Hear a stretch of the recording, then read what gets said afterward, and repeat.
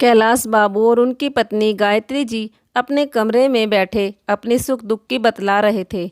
गायत्री, भले ही तुम मुझसे एक दिन पहले मरो, पर तुम ही मरना, क्योंकि यदि मैं पहले मर गया तो ये तुम्हारी औलाद है, तुम्हारी बहुत बुरी दशा कर देंगे। तुम्हारे दोनों बेटे मेरे मरने के बाद तुम्हें जीने नहीं देंगे। कहते हुए कैलाश बाबू की आंखें नम हो गई। कैलाश बाबू जी के दो बेटे और दो बहुएं थी, लेकिन काम के एक भी नहीं थे। दो दो बेटे होने के बाद भी कैलाश जी और उनकी पत्नी को खुद ही खाना बनाना पड़ता था। पैसों की कोई कमी नहीं थी।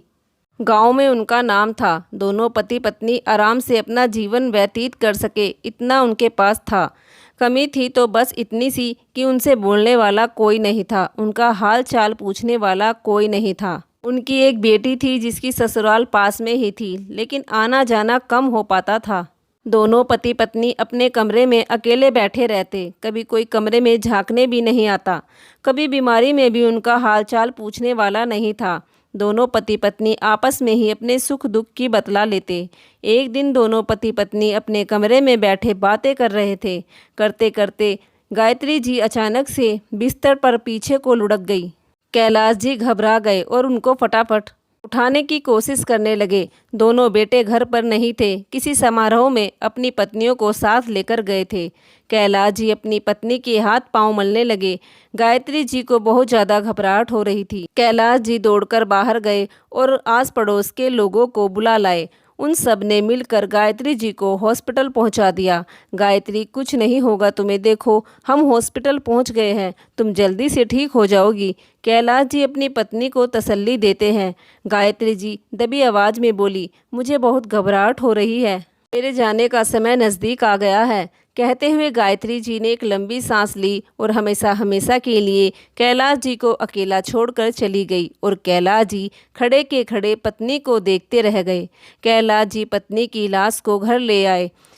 बेटे बहू भी घर आ गए। माँ के मरने की खबर सुनते ही कैलाश जी की बेटी भी ससुराल से दौड़ी चली आई। बाप बेटी एक दूसरे के गले लगकर दहाड़े मार मार कर रो रहे थे और दोनों बेटे बहू दूर खड़े खड़े देख रहे थे। कैलाश जी बोले, अरे तुम लोगों की माँ मर गई, कोई तो रो लो इसे, भरा पूरा परिवार है इसका। पर तुम्हारी किसी की आंखों में एक आंसू नहीं। तभी छोटी बहू बोली, पिताजी रोना नहीं आ रहा तो कहाँ से रो ले, हमसे ज़बरदस्ती तो ना रोया जाएगा। तभी बड़ी बहू भी बोली, पिताजी अब मरने की उम्र तो हो रही थी और कितना जिंदा रखते, इस उम्र में भी ना जाती तो कब जाती।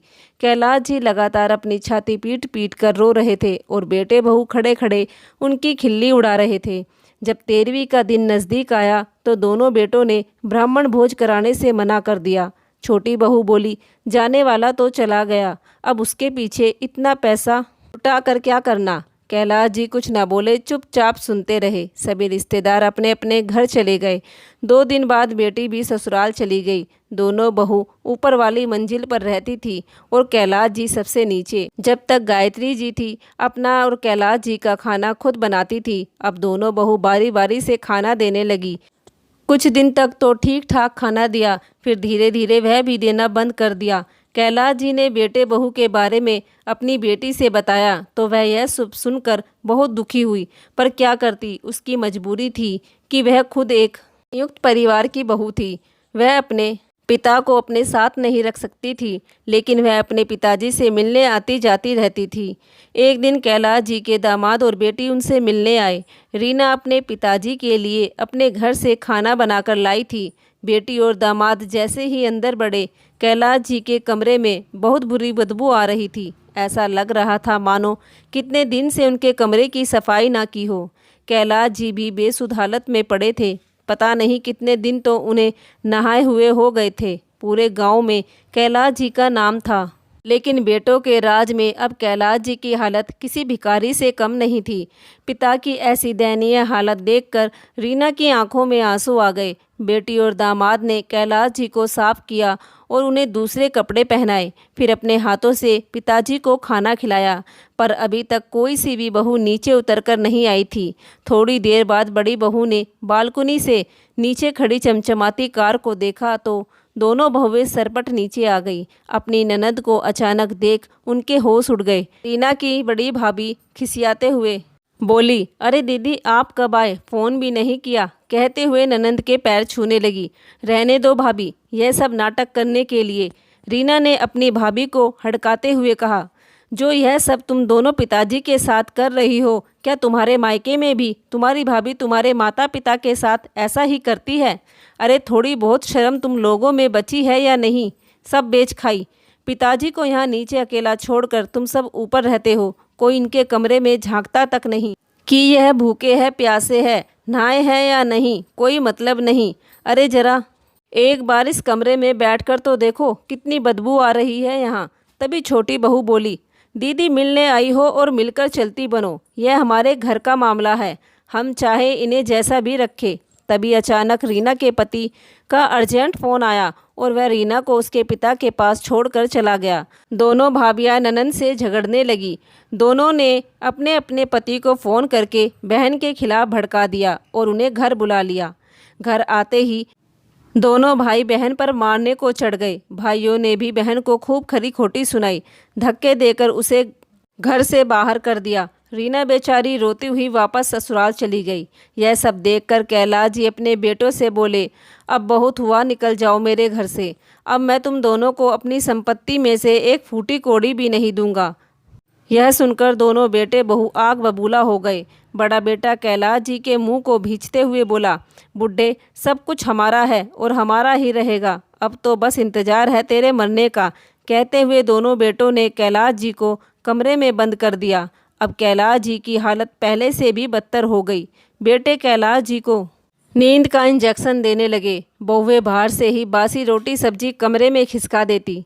कैलाश जी अपने कमरे में नशे की हालत में पड़े रहते। जब कभी होश आता तो गिरते पड़ते दरवाजे तक खाने की थाली के पास जाते और कुछ खाते कुछ छोड़ देते।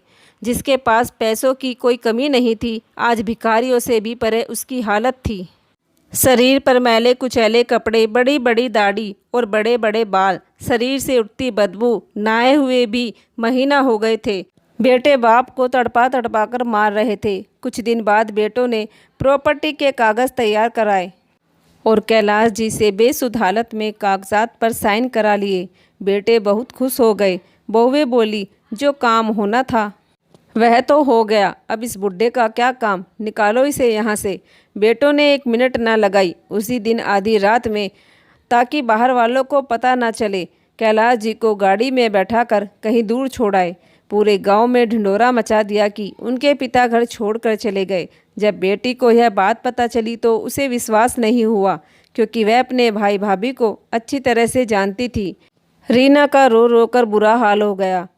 उसी दिन ही वह मायके पहुंच गई और अपने भाइयों से गुस्से में बोली, मुझे पता है पिताजी कहीं नहीं गए, यह सब तुम्हारी चाल है। दोनों भाई अकड़कर बोले, हाँ हमारी चाल है, बता क्या करेगी। और सुन, अब यहाँ आगे से आने की कोई ज़रूरत नहीं है, क्योंकि यह आलीशान घर पिताजी से हमने अपने नाम करा लिया है। धोखे से घर अपने नाम करवाने की बात तो मैं तुम दोनों से बाद में करूँगी, लेकिन इस समय मेरी एक बात कान खोल कर सुन लो। अगर पिताजी नहीं मिले या उनको कुछ भी हुआ तो तुम दोनों को बर्बाद कर दूंगी। कहकर रीना वापस ससुराल चली गई। बहन के द्वारा दी गई चेतावनी ने दोनों भाई और भाभी को हिलाकर रख दिया।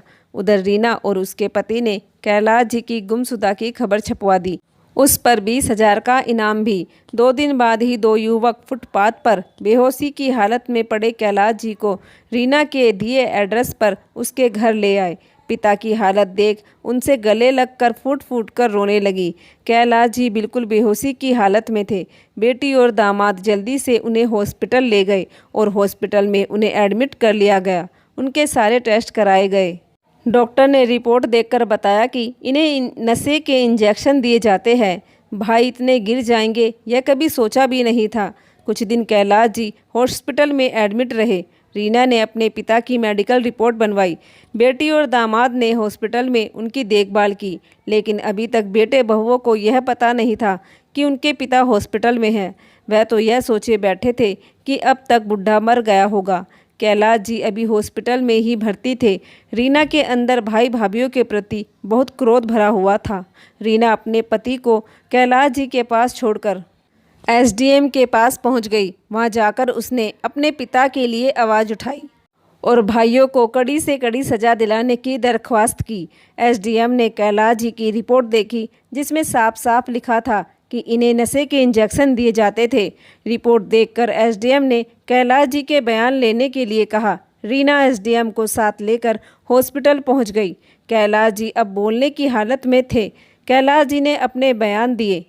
मैं कैलाश बाबू, पूरे गांव में मेरा नाम था। मैं अपने घर में अपनी पत्नी और 2 बेटों के साथ रहता था। मेरी पत्नी के जाने के बाद बेटे बहुओं ने मुझ पर अत्याचार करने शुरू कर दिए। मेरे बेटों ने मुझे कमरे में बंद कर दिया। मुझे खाने के लिए बासी खाना दिया जाता, कभी कभी तो वह भी नहीं दिया जाता। मेरे कमरे और मेरे तन से बदबू उठती। मुझे कमरे से बाहर नहीं निकलने दिया जाता था।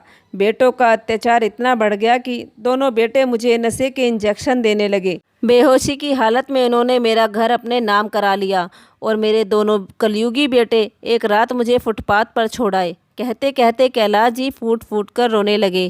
कैलाश जी के मुंह से यह सब सुनकर एसडीएम कैलाश जी के कंधे पर हाथ रखते हुए बोले, आप चिंता मत कीजिए, आपको न्याय मिलेगा और आपके कलयुगी बेटों को सजा। एसडीएम बिना देरी किए कैलाश जी के घर में पहुंच गए, जहां दोनों बेटे बहू आपस में हर सामान का आधा आधा बंटवारा कर रहे थे। कैलाश जी की पत्नी के सभी जेवर और कैलाश जी की अलमारी से जो भी कुछ कैश था, दोनों बेटों ने बेड पर फैला रखे थे। अचानक बहन को एसडीएम के साथ खड़ा देखकर बेटे बहुओं के होश उड़ गए। दोनों बेटे हकलाती हुई आवाज़ में बोले, सर आप। इससे पहले आगे कुछ कहते एसडीएम के साथ खड़े पुलिस ऑफिसर संदीप ने दोनों बेटों को कई डंडे एक साथ खींच कर रख दिए। डंडे लगते ही दोनों बेटे उछल पड़े। फिर महिला कांस्टेबल ने दोनों की पत्नियों के मुंह पर 2 ऐसे जोरदार थप्पड़ रखे कि दोनों के गाल तिलमिला उठे। दोनों भाइयों ने अपनी बहन के पैर पकड़ लिए। बहना, हमें बचा लो, ऐसा मत करो वरना हम बर्बाद हो जाएंगे। रीना अपने भाई का कॉलर पकड़ते हुए बोली, बर्बाद तो तुम्हें करना है। जो तुमने मेरे बूढ़े पिता के साथ किया उसके लिए तो तुम्हें यह सजा भी कम है। रीना ने भाई भाभीियों को खचेड़ते हुए पुलिस की जीप में धक्का दे दिया। एसडीएम ने बेटे बहू को अपनी हिरासत में ले लिया। कैलाश जी के बयान और मेडिकल जांच सबूत को मद्देनजर रखते हुए बेटे और बहुओं को कड़ी से कड़ी सजा दिलाई गई और कैलाश जी के घर को पुनः उनके नाम किया गया। कुछ दिन कैलाश जी बेटी के यहाँ रहे। जब उनका स्वास्थ्य ठीक हो गया तो फिर वह अपने घर में चले गए। रीना ने अपने घर काम करने वाले मोहन को अपने पिता की देखरेख के लिए छोड़ दिया और खुद भी समय समय पर अपने पिता के पास आती जाती रहती, क्योंकि संयुक्त परिवार में संभव न था कि वह अपने पिता के पास रह पाती। कुछ समय बाद अपने अंत समय में कैलाश जी ने बेटी और दामाद को बुलाया और वकील को भी। कैलाश जी ने अपने घर को बेटी और दामाद के नाम करने के लिए कहा, परंतु बेटी के ससुराल में कोई कमी न थी। दामाद और बेटी ने लेने से मना कर दिया। पिताजी, मेरे ससुराल में न प्यार की कमी है न धन की। अगर आप इस घर को देना ही चाहते हो तो इसे दान कर दीजिए। कैलाश जी ने ऐसा ही किया। वकील से वसीयत बनवाई और मरने से पहले अपने घर को एक ट्रस्ट को दान कर दिया। दोस्तों, क्या रीना ने अपने भाभी और भाइयों को सज़ा दिलवाकर सही किया? प्लीज़ एक बार कमेंट करके ज़रूर बताइए। धन्यवाद।